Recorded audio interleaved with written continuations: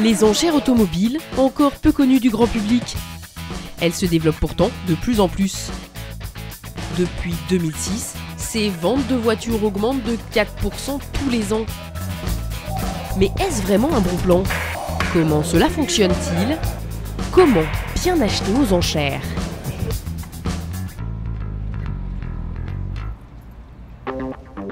Ce grand parc automobile pourrait être celui d'un vendeur classique de voitures d'occasion.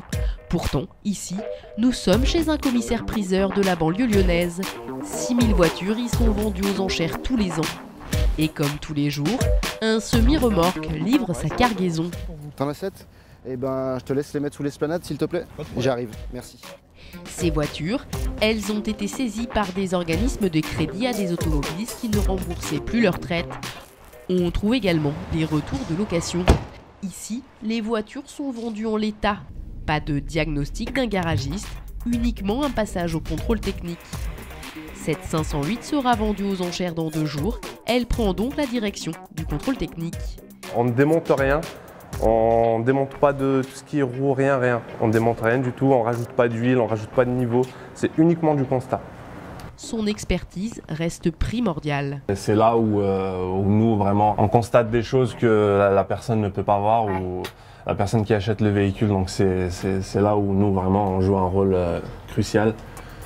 Le contrôleur remarque que le véhicule a un amortisseur fatigué et que les disques de frein sont usés.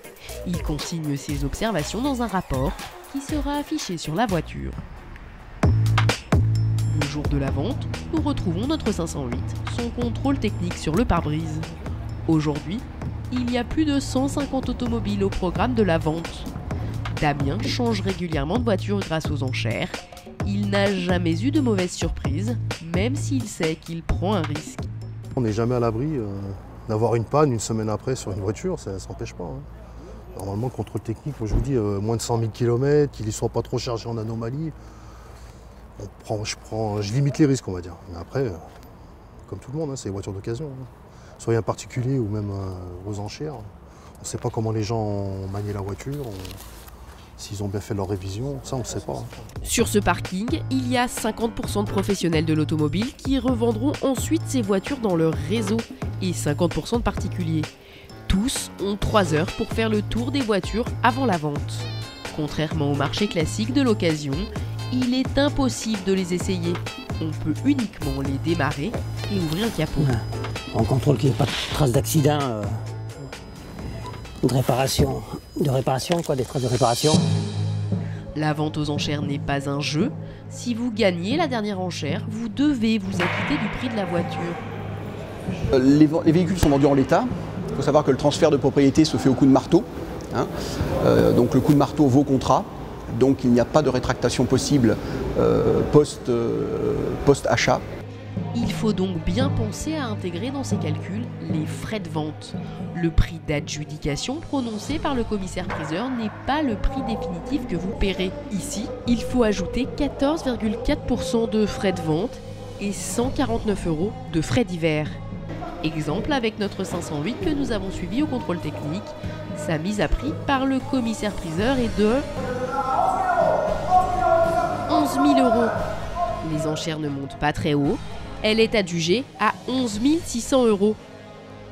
Avec les frais, elle coûtera à Anthony 13 419 €. Pas de regret? Non, pas de regret, elle est franchement jolie. Ouais. Même l'intérieur, elle est impeccable. Hein. Je suis content. Une bonne affaire puisque sa cote à l'Argus est de 17 943 €. Pendant ces enchères, cette 308cc de 91 000 km a coûté à son nouveau propriétaire 11 817 €, tout frais compris. Cette Renault Zoé de 34 000 km est quant à elle partie pour 10 445 €. Si vous aussi vous souhaitez assister à une vente, il existe le site internet des commissaires-priseurs. Ils répertorient toutes les ventes à venir dans la France entière.